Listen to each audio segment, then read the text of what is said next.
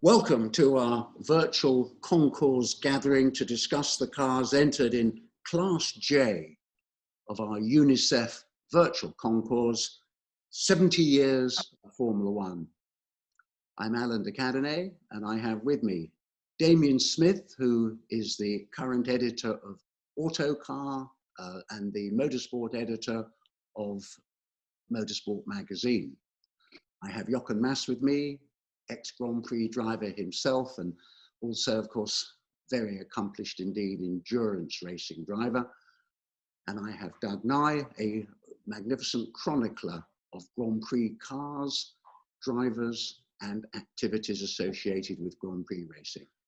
As for myself, I used to run an amateur Formula One Grand Prix team for myself, and I also managed the late Graham Hill towards the end of his career in his Formula One activities. So I think between the four of us, we should have something quite interesting and make a major contribution.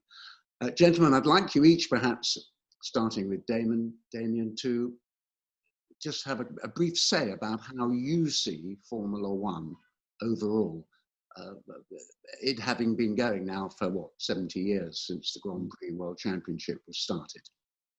Well, first of all, hello, Alan, and hi to Jochen and to Doug as well, and to all of you watching out there. Just to clarify, I'm the motorsport editor of Autocar and the ex-editor of Motorsport, just to be clear. For me, Formula One is and always has been the pinnacle of motorsport. It's not the be-all and end-all of motor racing, but there's no doubt that you speak to any racing driver from any era, they always end up coming back to whatever experience they had of Formula One, whether it be good or bad, because it tends to be the highlight or the low light of their racing careers. And although it's changed dramatically on the face of it, I like to think that at its heart and its spirit, actually, it hasn't changed all that much. It's still about the finest engineering brains in our sports going head to head with the finest drivers. And despite itself, it's still a meritocracy, just about. Jochen. Yeah. Hi, Alan. And thanks, Damien, for your words so far. Formula One, to me, you're absolutely right. It's always the finest brains, but it doesn't necessarily mean that the finest brains can also bring up what drivers would need more to show their mettle. You know, it's extremely easy for me to drive a new Formula One. It's, of course, to drive it fast on the limit. It's not difficult. Guys come from Formula 3, they jump in the new cars, and they're fast immediately. So there's no transition time necessary that you actually grow into it and that you actually can learn how to manhandle these beasts better than the others and so on. No, the car gives you all the things you need. And if the car is very good, you win. If it doesn't, you don't, and so on. So that to me is a bit of a pity, because it should be still a little more manual car that you can actually tweak yourself more. You can't anymore. It's the engineers, they're brilliant. There are lots of them in the teams. So of course, they all do their best, and they do. But it's not necessarily enhancing, for me, Formula One sport as such. But, I'm not criticizing it. I'm just saying that's a normal development. But I think it's a little bit detrimental to the character building of a Formula One driver. And it's a pity. Doug. Well, I've been absolutely obsessive and fascinated by motor racing per se since I was 6 years old, and it annoys me a bit that modern Formula One is making such a fuss about this being 70 years of Formula One, or at least the media are broadcasting it as it being the 70th anniversary of Formula One. It's the 70th anniversary of the Formula One World Championship. but Formula One itself was inaugurated in 1948, so it's 2 years older still. Now, apart from that very sort of Anaraki condemnation of something that Formula One is doing at the moment, I think Damien's absolutely right. It is the Premier League, it's the pinnacle level of international road racing where motor cars are concerned. From what I've been told, I agree absolutely with Jochen that modern cars are very easy to drive thanks to the way in which they're engineered to a certain level, or they're very easy to drive to a certain level thanks to their superb engineering. That doesn't alter the fact, I think, that to drive them to the nth degree and to extract every last piece of performance from that car, it takes a Jochen or somebody like him or somebody better to actually extend that sort of machine to that limit and to dance on that very fine limit with the thing for an hour and a half. Now, of course, people who drove in 3-hour-long Grand Prix in the 1950s would absolutely poo-poo the idea that it can be an equal test of man and machine. I think with the march of civilization, generally, the challenge has got to be reduced in some way, simply to preserve life and limb. And nobody in their right mind wants to go back to the situation where we were killing 6 drivers a year. Having said all that, Formula One is an extraordinary human endeavour, and it gets the best out of people, not just the drivers, but everybody involved with those teams. And something as intense as that, something that stretches human ingenuity and capability that far, I still think is just admirable. Well, thank you, gentlemen. That's very noble comments. My own feelings are that unless you've been involved somewhere or other in Grand Prix racing, Formula One, how can you really understand it? I think it's very difficult indeed. I was asked once to describe to somebody how it is that every year they march onwards and upwards. And I said, well, to me, it's rather like going into a chemist shop and you buy brand new razor blades to take home and then work out how you might sharpen them. It's analogous to that, in my opinion. We all started out with a single blade razor and it cut pretty closely. No, we didn't. Well, there are exceptions, of course. But then they made a 2-blade razor, a 3-blade. What are we up to now? About a 5-blade razor. It cuts the hair, it cuts the bristle before it's even started to grow. Well, that's how I look at Formula One. It goes way beyond the comprehension of scientists and others, mathematicians who may well be involved. It's on its own, and it survives. It always will do, I hope. And although I'm somewhat flummoxed by the new rules and regulations which disallow Formula One teams to copy something that they've seen on somebody else's car, which used to be, I think, how everybody progressed. I think Colin Chapman at Lotus always used to go and look at what everybody else was doing and then copy it. But let's bring up, shall we then, the entries in our UNICEF virtual concours. The first car, it's quite a mix of cars we have here, and they're in no particular order, either in terms of teams or chronology. That looks like the V16 BRM to me. Indeed. That's the only surviving V16 Mark I, which was, it is the only surviving BRM V16 Formula One car. The other 2 V16s that survive are Formula Libre cars, the little short chassis Mark IIs. There were 3 of those cars built, and I ended up doing the presentation material for the British Lottery Fund, the Heritage fund that ended up buying it for the nation, so that it then became the property of the Science Museum and the British National Motor Museum at Bewley. So effectively, I'm quite proud of that, because we saved that old barrow for the nation.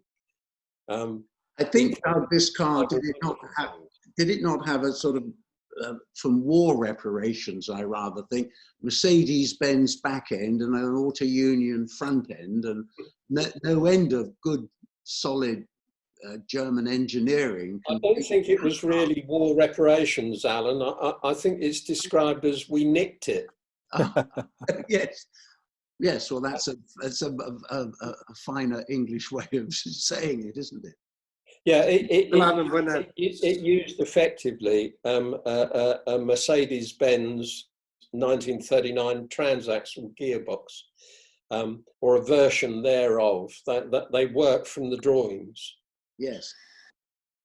Did you ever get? When I look at it, sorry, when I look at it, it's obviously nothing about aerodynamics. It's just cooling.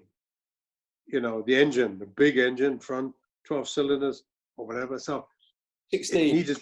it needed the maximum air it could have, but you know, it was not exactly aerodynamically shaped.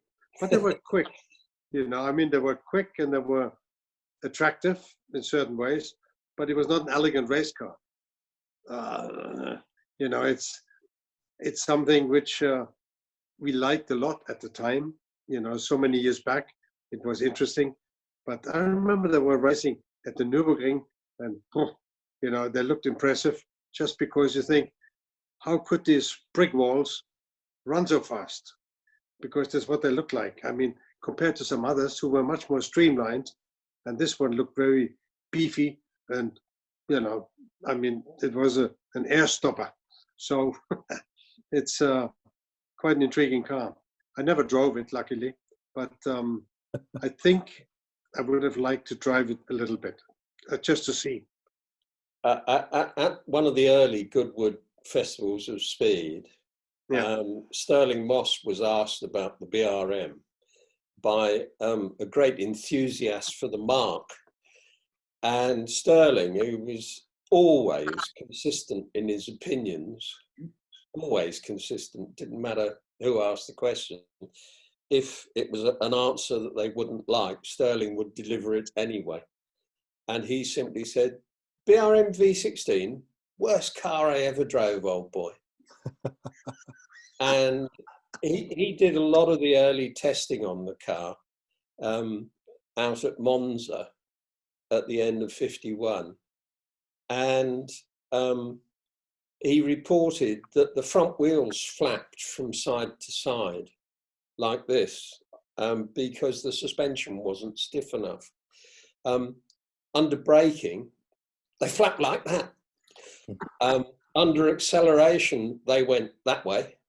And again, when he was cornering with the thing, they went this way. And Sterling delivered this wonderful, wonderful demolition of the V16 BRM. However, for all its faults and for the fact that it never won a meaningful race and it only competed in one World Championship Grand Prix, really, it was the car that made this country motor racing minded. So we're changing to this particular BRM now, 1.5 litre.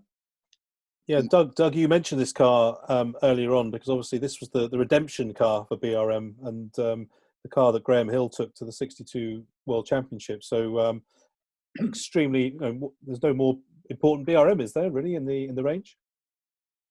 Oh, that is a fabulous thing. That's Old Faithful, Graham Hill's car that he drove through most of the 1962 season, winning pretty much everything in sight with a 1.5 litre V8 engine in the back. And the car had made its debut at Monza on test during practice for the Italian Grand Prix the previous year. and the Italian press christened it Little Miss Elegance because it was so small and beautifully proportioned, and obviously with tremendous potential. And it made the shark-nosed Ferraris that were running in that race look like a London bus in comparison, you know, huge, great things. The point about the car is that Graham Hill and BRM chief engineer Tony Rudd really developed it between them into doing exactly what Jochen was talking about, which is turning out a race-winning proposition. And until the Lotus 25 appeared, the monocoque chassis car, this BRM has a tube frame and or a multi-tubular frame, but it was the smallest Formula One car on the grid, effectively.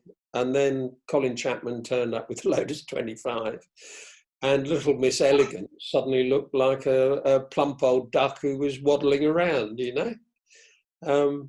But a wonderful car, and you know, to me, that was a formative part of my life, because that 62 season, I was really entranced by that, and I just felt I had to get involved somehow. So that's largely responsible for screwing up my entire life, just like you lot. But that proves the point. Yeah. That proves the point to what I said earlier on. If it's ugly, it won't work. If it's pretty, it works like a charm. And this car is pretty. Yeah. And I would have loved to have driven this one. You know, it could have been a perfect Formula 2 car, but you know, it was Formula 1. It's like the 1.5 liters we had also at the end of the 30s, which ran in triples and so on with the Mercedes. They were fantastic cars. Sometimes I drive it in Goodwood, and I love that car because it's so nimble, it's got good power, and it's very nice to drive. And that car would be the same, I guess. So that's nice. Yeah. Yeah. You talk about the rate of development in Formula One through the years, and this year in particular, the intensity was quite incredible. You go from the, as you said, Doug, the shark-nosed Ferrari just you know, just before it. Before that, the shark-nose looks a world away from something like the Van Wall, for example. And then you go to the BRM, which again, you know, moves the game on, and then Chapman comes up with the 25. But this car seemed to be of its time. That one season was its time, where before Chapman and Clark had really started to gel, and the reliability you know, wasn't there for Lotus. That particular car was nicknamed Old Faithful because Graham won it in it at Goodwood, and then he won the Dutch Grand Prix, and then he won the German Grand Prix with it, and so on and so forth. The United States Grand Prix, it just delivered every time. That particular car, Old Faithful, this is, went on being raced by the Centro Sud team. Well, it was raced by BRM into 63, Centro Sud in 63 with Bandini, and then Maurice Trintignant raced it during 64, and then it went back to Centro Sud for 65. That car did all those seasons. You don't see any Formula One car doing more than one season now. No. That's probably got something like 20,000 kilometres on the clock in Grand Prix racing. Amazing. Wonderful. Very competitive for a normally aspirated engine. They were getting, what, 180, 185 horsepower, whatever. Initially, they went over 200.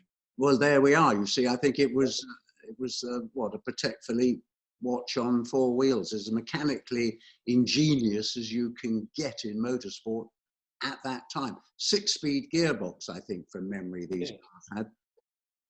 Those little 1.5 litre Formula cars, they had to rev. That was the only way they could see to get adequate horsepower out of them. And so you've got the fuel-injected, high-revving BRM engine. You've got the lower revving but more torque-rich Climax V8 engine, and you've got the Ferraris, the fuel-injected V8 that Surtees won the World Championship with in '64. And then the flat 12, the Ferrari 1512, which to me is sort of, that's the wet dream Formula One car because it's so intricate. It's just like a Swiss watch. Mm. We move on now to the 1985 Williams FW10, which was the second of Williams's Honda-powered cars after the '84 FW09, which is a real handful. And this was the car that kind of harnessed the increasing horsepower that Honda were finding, and won 4 Grand Prix that season. Rosberg won in Detroit, on the streets of Detroit, with Honda coming in with a newly developed engine for that weekend. And then it won 3 in a row at the end of the season, with Red 5, Nigel Mansell, winning his first Grand Prix at Brands Hatch in the European Grand Prix, following up directly with a win at Kyalami. And then Rosberg finished off the season in Adelaide, the first Australian World Championship Grand Prix, with a win there too. So a very significant car for Williams. And it was kind of the step that Williams needed to take to get back to the level that it had been in the early 80s. And after this car, it then went on to dominate for a couple of years with Honda in 86 and 87. So a very significant car. I might point out the Rosberg we're talking about is Nico's Keke rather Nico, yes. Yes. Well, he drove much later, but these cars were quite tricky in a certain way. I mean, they handled beautifully, but the faster you went, if you had the guts to do it, the faster you went around the corner, the more grip you had. So it allowed you to increase your speed.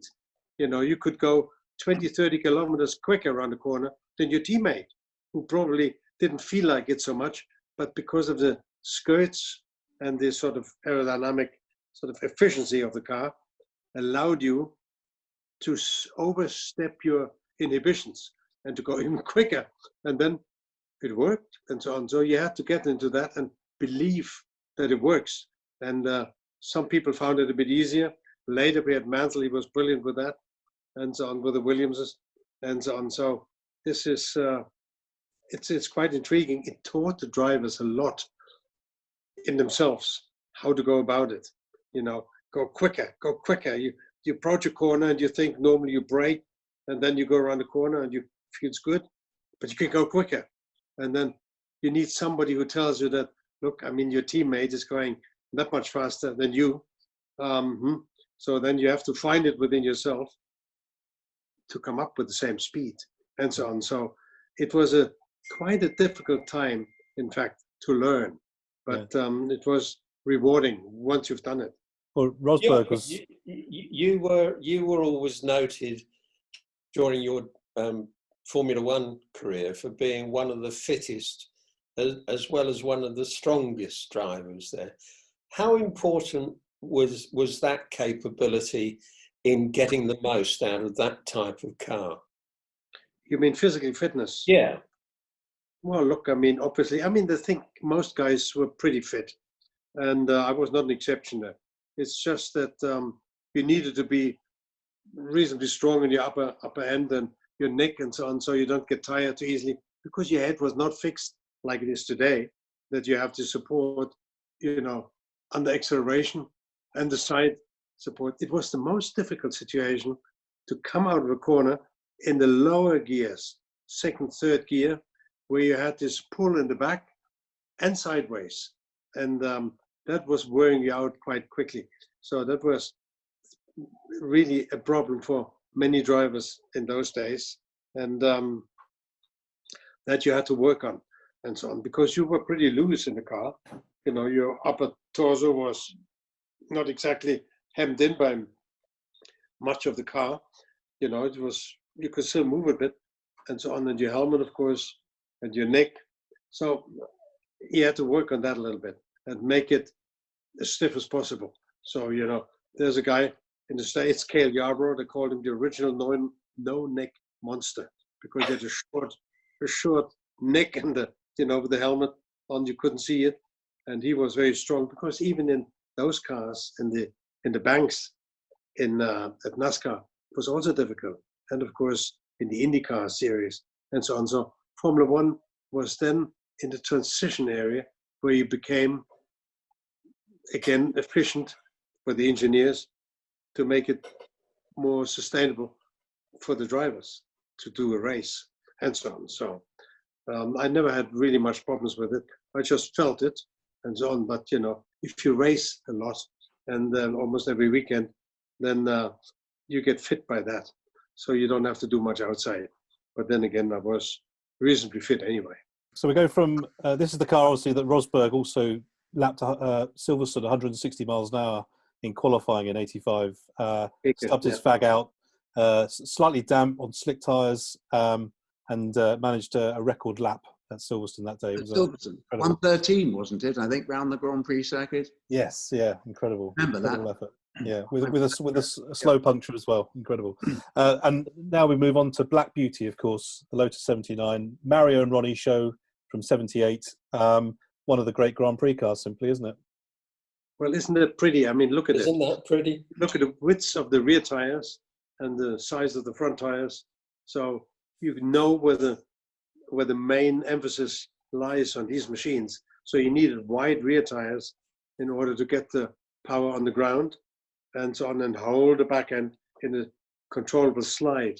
And the front end, there needed to be certain size minimum in order to turn in.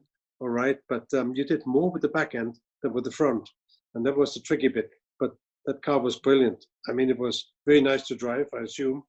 I never driven one, unfortunately, but fortunately, I actually made myself a vow never to drive a Lotus because it had killed too many people. But then again, you know, that's what you think at the time, and so now in retrospect, when you look at them, and when you look at this particular car, it seems so damn pretty that you want to drive it again now. But at the time you didn't. But okay. But you can see where the emphasis lies on these cars, handling wise and all that. Brilliant. Chapman was a fantastic engineer. Andretti, who drove it, of course, said that it was easy enough for a monkey to drive it, he felt, because it just took itself round the corners and took itself down the straight. Must be one of the most attractive sponsorship liveries of all time, I would think. I mean, yeah. All of us can remember when those first appeared, and we all went, wow, look at that. You know, that's the way to do it. That, you know, that's the 79, which was the really the innovative ground effects car with underwing surfaces in each side pod, sucking it down onto the road. And Mario described it memorably as saying, it feels like it's painted on the road. And the previous year's car, the Type 78, had actually pointed in that direction. And that was essentially a wing car that introduced that underwing feature. Instead of trying to exclude air from going under the car, what Colin Chapman and his men were seeking to do was to encourage air to go underneath the car and then harness the effect in lowering the pressure area beneath the car so that it would suck down onto the road. That car you can see is running without skirts in the Goodwood Festival there. In period, the area between the front and rear wheel, you wouldn't be able to see through there because there would have been a skirt going hanging down to exclude outside air from rushing in and infilling the low pressure area under the car that was sucking it down. They were just stupendously successful and stupendously wonderful things driven by Mario and by dear old Ronnie. They used to stick up the blacktop, didn't they? I mean, weren't there occasions in Grand Prix practice where bits of blacktop racetrack would have disappeared and been thrown into the weeds because it would. They did tend to throw gravel out the back, but not to the extent of, say, the Brabham fan car, which actually literally hoovered the track surface and blew junk out of the back, so that if you were following it, you know, it would have been as bad as as following Jack Brabham in his heyday, when he would memorably stick a wheel into the gravel that was around the outside of every race circuit in those days and hurl it back at the car behind. Mm. But what a car. I mean, anything that looks as good as that, it would be such a disappointment if it was slow, wouldn't it? Yeah, it was. It's a beauty. Yeah. So we've got the 1977 Wolf. Can you imagine 3 Sundays ago at the Austrian Grand Prix, a brand new team turning up in the Formula One paddock today and surprising everyone by winning its first Grand Prix, as Jody Scheckter did in Argentina in '77 in this wonderful Harvey Postlethwaite designed Wolf. Right. That was the first time that had ever happened, wasn't it? That a car indeed. straight out the box and done it. Yes, and it's that thing about if it looks right, it usually goes right. And in that wonderful dark blue colour scheme with the gold stripe as well, it's brilliantly evocative of that era. What have we got here then, It's Damien? McLaren. So this is McLaren MP46 from 1991, and Jochen was earlier talking about the manual element of racing a Grand Prix car. This was actually the last World Championship winner with a manual gearbox. It was also the last World Championship winning car with a V12 engine, 3.5 litre Honda, and it was Ayrton Senna's final World Championship winning car from that 91 season. And it represents nearly 30 years ago now, the end of that of an era, really, because after that came the Williams FW14, which raced against this car in 91, but not with all the gizmos, not without launch control and traction control, which came in 92 and just changed the game completely. So this car does represent the end of an era in a way, really. Shall we discuss? Well, I think you've given us a very concise rundown of exactly what this car has got, but I think we probably ought to move on to have a quick look at the remaining cars and then call it a day. Can I just say something? What Damien has rightly identified about this car, I mean, is that what we're looking at here is really the equivalent, say, of the 1958 Vanwall, in that it's the end of an era.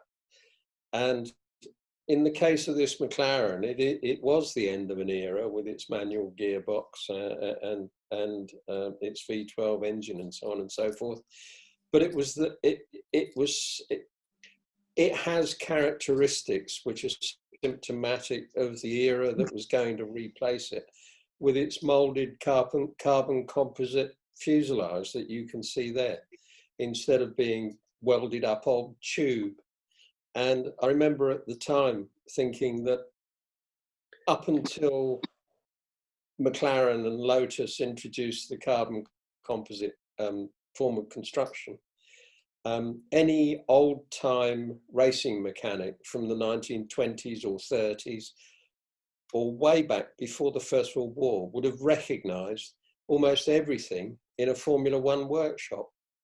You know, steel tube, welding gear, all that sort of stuff.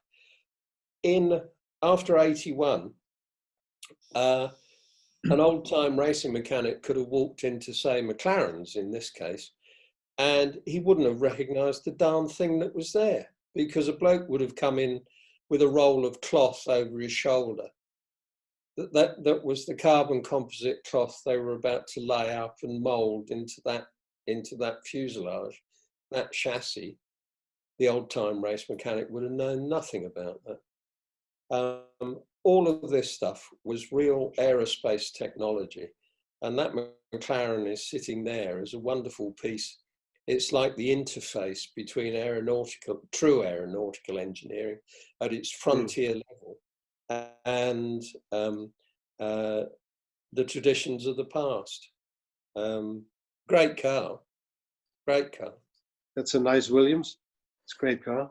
Yes, and it's interesting that this year we're talking about Racing Point having copied last year's Mercedes, openly copied last year's Mercedes. This is a copy of the Lotus 79 that Patrick Head came up with, just a well-engineered version. And I always think it's the car the Lotus 80 should have been, and instead Patrick came up with this car. It dominated the second half of the 79 season, winning, I think it was 5 of the last 7 Grand Prix of that season. And over the course of 79, 80 and 81, it won a total of 15 races, took Williams' first Constructors and Drivers Championships with Alan Jones, and it's a wonderful, wonderful example of that era. Interesting thing about that car, as originally designed, this is a later FW07, but the original car, the underwing surface ran back about as far as the L in Leyland on the side of it. And in wind tunnel testing immediately before the British Grand Prix, Frank Durney, who was their aerodynamics engineer at the time, added a section to see how it would work beside the engine, going from behind the L towards the back axle line. And he found a massive, massive improvement once they got the right shape. And they kept that to themselves, really, until they got to Silverstone. And when they got to Silverstone, Alan Jones and Clay Regazzoni absolutely blitzed everybody. And Jonesy led until the car broke with a very minor mechanical problem. And Rega went on to win. And the FW07 was up and away. But the critical part about that car, apart from its underwings, was the fact that what Patrick had designed for it was a really stiff aluminium honeycomb chassis. And that's what the Lotus 79 had lacked. It just wasn't stiff enough when it came up against cars that were generating as much downforce. Wonderful thing. Great Williams, that one. Isn't that the beauty of Formula One, that even in Formula One, you don't really quite know what's coming next? Adrian Newey's name was mentioned earlier, and I mean, he seems to be able to interpret the figures that they get from their wind tunnel in a magical way to get great advantage from that aerodynamic ability than other users, and I find that rather special. Right, is this our last machine? This is our last car, yes. And talking of aerodynamics, this is from the pen of Tony Southgate, who I always think of as an artist when it comes to racing car design. He spent most of his life, seemingly most of the 70s at least, in Imperial College wind tunnel designing racing cars. This was the Shadow DN3 from 1974. Didn't have a great string of results, but it was an important car in the development of Shadow, the team led by the enigmatic Don Nichols, driven by Jean-Pierre Jarier. And the car that followed this one, the DN5 of 75, was more successful, almost led the Shadow to its breakthrough. But what a beautifully sculpted piece of work from Tony. Yeah, it's a beautiful car and it ran well. And Jarier led quite a few races and he kept going fast, fast, fast. I thought, slow down, damn it. You know, if I had retired already, slow down a little bit because you win anyway. You know, if you just preserve what the car needs to have a little bit.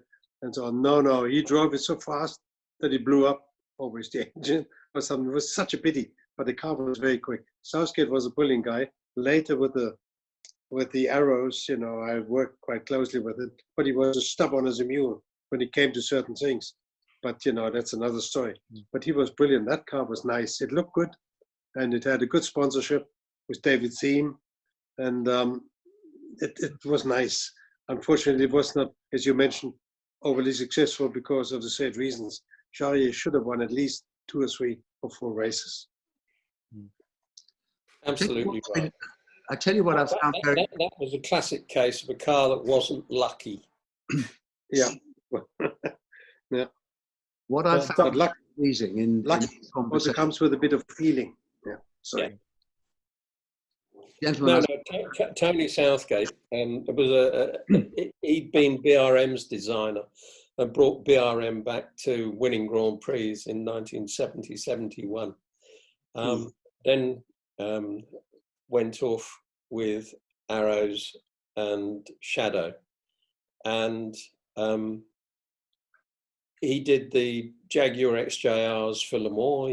He did the Toyota for Le Mans. brilliant bloke, and he's still in harness really, but he's building his own 750 club car now. And he's just had his 80th birthday, so happy birthday, Tony. Indeed.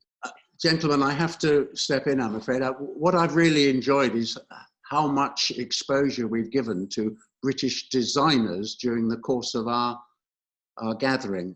When we said initially how the V16 BRM may well have kick-started the British Formula One motor racing movement, or whatever we did say, how accurate is that? And even though Gordon Murray started life in South Africa, I like to think of him as about as Anglo as you can get. Thank you very, very much indeed, all three of you gentlemen, for joining this gathering. This has to be, without doubt, a scintillating and definitely most interesting gathering that we've had. Thanks. Damien. Say hello to the Californians. Yeah. Cheers, guys. Okay, Cheers. let's leave it at that. Bye. Bye-bye. Thanks. Bye.